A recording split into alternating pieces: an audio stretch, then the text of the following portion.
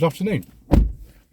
Today is the 15th of January and it's time to talk about something that I wasn't ever planning to really follow up on, and it's because I've seen a couple of videos on a slightly different subject, one on the JM on Cars channel from James Martin and one from Mr. Hunter from the Jeff Buys Cars channel, which was talking about whether or not it's really possible to do the kind of old style Top Gear challenges from the sort of mid-2000s to the mid-2010s.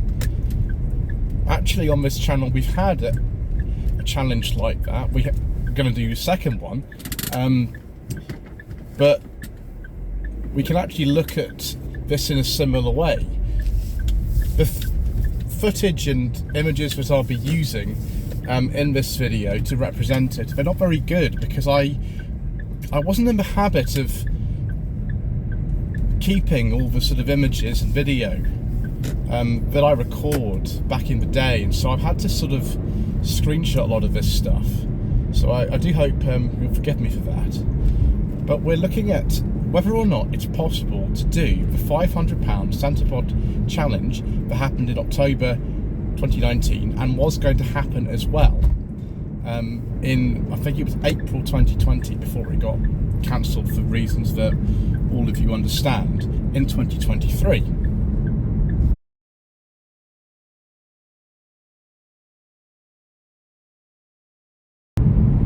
So we first need to look at what actually the Santa Pod £500 challenge was.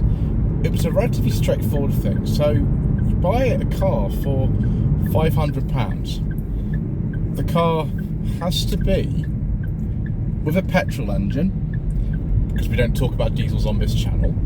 It has to be a car with less than 100,000 miles on the clock, otherwise you get a penalty. It must have service history, otherwise you get a penalty. And it must be able to get to Santa Pod in Bedfordshire under its own power, do an economy run part of the way there, and then after going on the track, getting the best times possible, be able to get back to wherever you're from and be sold. That's the premise of the challenge. Back in 2019, this was actually a relatively straightforward undertaking. It wasn't too difficult, and we'll look at now some of the teams that were entered. There were 4 teams in total, and we'll look at what they bought, and we'll see if we can find a modern equivalent.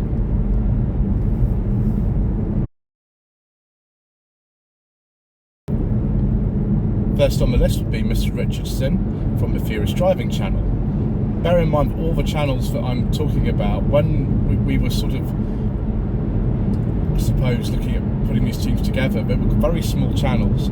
His channel is very big these days. It wasn't nearly as big back in 2019. He looked at a few cars, but eventually he found himself with 2002, I think it's a 2002, Hyundai Coupé 1.6. Now the car had no MOT when he bought it. I think he paid around £200 for it. And he did a lot of work himself, welding, making it ready for the MOT, and yeah, he came in under £500. The car had a problem on the way to the circuit, but he was able to solve it, and he was eventually able to sell it, I think, for a profit, which was very good. Looking around now, can you buy a Hyundai Coupé for under £500? Yes, you can actually.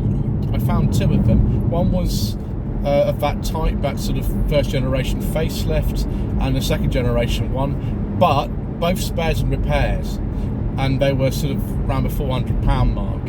I'm not sure that actually you'd be able to do the work necessary on either of these cars to come within that £500 limit, but you know, might be wrong.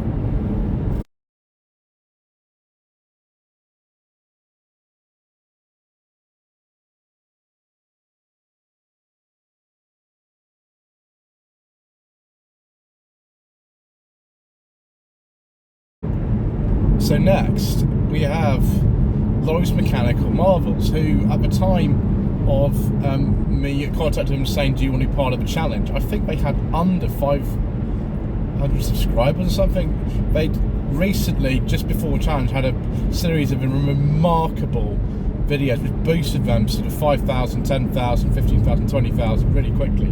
But at the time of you know, being asked to be part of a challenge, they were quite a small channel actually. It's not the case anymore.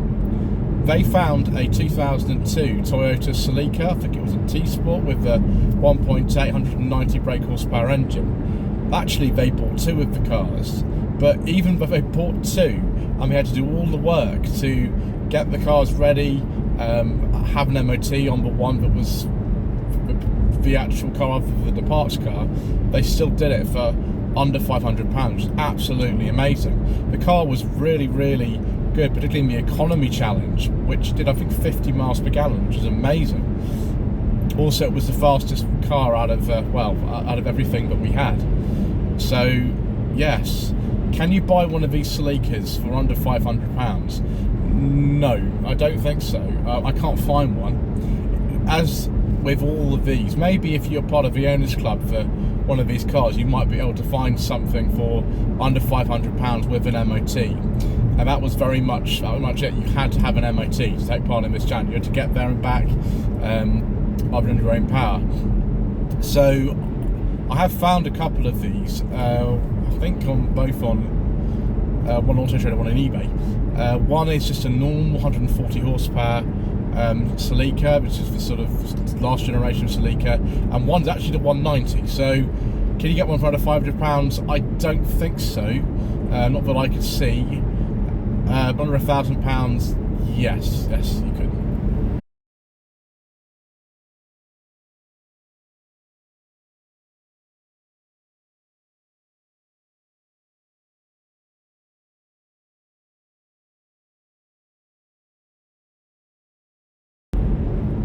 So next, Mr. Coleman, a Roach mechanic, and his Renault 11. Now he got this from, I think, a friend of his or something, and he paid something like £325 for it.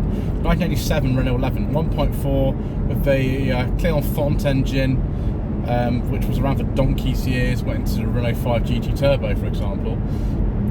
I can't find a Renault 11 anywhere for sale. I just can't find one.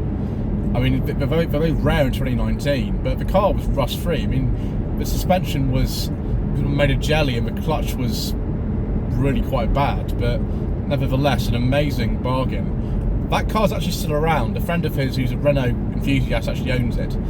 Maybe one of these days when he goes back on the road, because it's been off the road for a few years now, I might be able to have a go in it.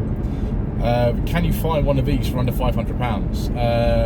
No, not that I can see. I managed to find a few alternatives. There was a Renault 19 Chamard, which is the saloon version of the 19, which is the next one on, for £240, which sounds amazing until you realise that, well, it needs a new engine. I think you get an engine with it, but yeah, that's going to be a lot of work, like a heck of a lot of work to get that ready. There's also a Renault 19 convertible up in Manchester, but I don't think it has an MOT for about £900. So yeah, a bit tricky. A third alternative I found was a Renault Extra, as they were called in this country. It's a sort of Renault 5 based van.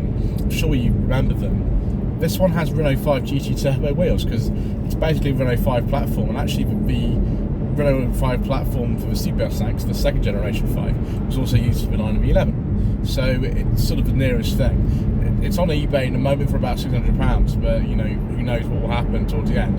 It's only got a month's MOT, it needs welding, so yeah, that's the best one I could find in that respect.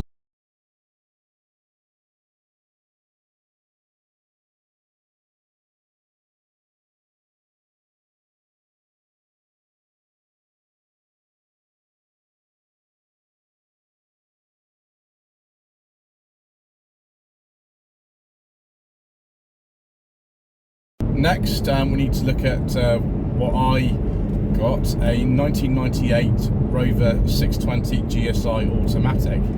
The car was not in very good condition. Driver's window was broken, paint wasn't particularly good, dents in it, the engine was leaking oil so I had to get some work done on it. I had to have a new tyre, so I paid £320 for it, and Mr. Coleman did some work on the car for me. I think the total after having done the work and stuff was about £450. I sold that car for the same that I paid for it. I wasn't that fussed about it.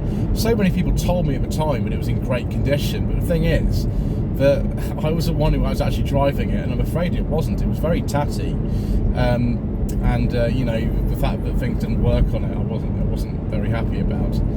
But can you buy a Rover 600 for under £500? I'm not sure that you can. I've heard of ones under 1,000, and they do come up occasionally. Of course, the one I drove last year on the channel, which was a 618i automatic owned by my friend Mr. Chris James. He paid £900 for it, but the nearest thing I could find, apart from going through like an owners club or something like that, was up for £1,500, which I've put in the video so you can see it.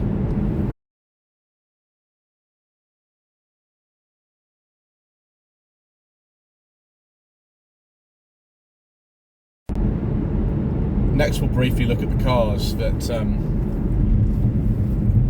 actually were supposed to be in the challenge in 2020. First one, very easy, Mr. Richardson's 1988 Volvo 740 GL. I think he paid quite low, no budget reviews money for this car, and it's still around. He's still got it. I mean, he's obviously vastly exceeded the original budget when he realised that it wasn't going racing anymore. So yeah, he's still got it. His son's quite keen on it. Can you buy a Volvo 740 for under £500 anymore? Not really, no. It's very hard to find one for under 1,000. I'm not sure you can find one under 1,000 with an MOT now. I found one without an MOT, but it was sitting in a garden for some time for about £600 or £700, and I'll put a little screenshot of that in the video.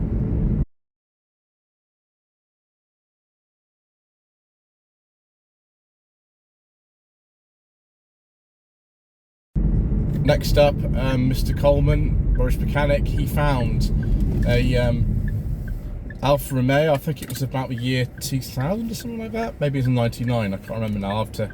You'll see anyway. Well, I've actually corrected that in the editing. The 166 he got. I must have 156 earlier on. It's 166. He actually owned a 166 at the time. It was a 3-litre Lusso Sportronic. This is a 2.5, and it was terrible. Like, there was something wrong with the suspension. I mean, I didn't actually drive it because it was all over the road. Actually, the police kind of stopped and had a look at it and said, well, yeah, you need to actually get that car off the road. So even if a challenge had taken place, he wouldn't have been able to use it. He would have had to buy something else. Can you buy an Alfa 166 for under £500, viewers? Thankfully, no, because they'd be dangerous.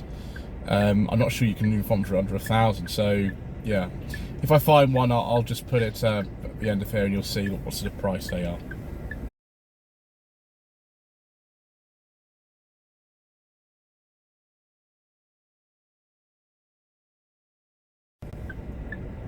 So what did I get myself for this potential challenge that didn't happen? A 1991 Rover 216 SLI Automatic, the R8 shape. This car was bought for £450 from Classics World. They actually owned it. It was run by Mr. Miller from the Miller Caller channel, although really these days he's more famous for doing the Classics World videos. And he really liked it. I really liked it. There were some problems, but we managed to fix them for well under the budget, so that was good. I sold the car for a little bit more than I paid for it. Actually, I think I got £550 for it, which was good. Unfortunately, that car's not on the road anymore. I don't actually know where it is. Mr. Miller's been trying to find it as well, but you know, there we go. Sometimes these things get away. I have had a look, and sometimes the owners club these cars for under £500. That's rare. Normally, you're looking at kind of about £1,000 for one that actually has, you know, an MOT and is in reasonable condition. If you want one that's under 100,000 miles. I did find one for under 500, but it had a blown head gasket, so that's no good, is it? But the one I found for another 1,000 was pretty good.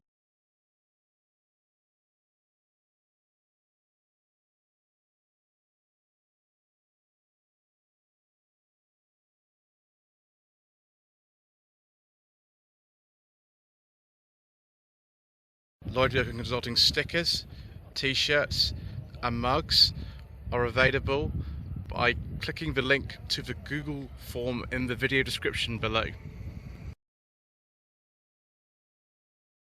So there we go, viewers. Symptomatic these days of like the end of a sort of bargain car. It's really hard to find anything for under £500, but you probably could actually try to do this and try to find cars for under £500, but I'm not really sure we'd be finding very much at all. Maybe that's like a separate video to sort of look and see, you know, can we actually find anything for under £500 with an MOT, with service history, under 100,000 miles on it. If you'd like to see that, put it in the comment section below. But anyway, thank you ever so much indeed once again for watching. Please don't forget to subscribe to the channel, like this video, leave a comment below, and we shall see you again for more interesting content.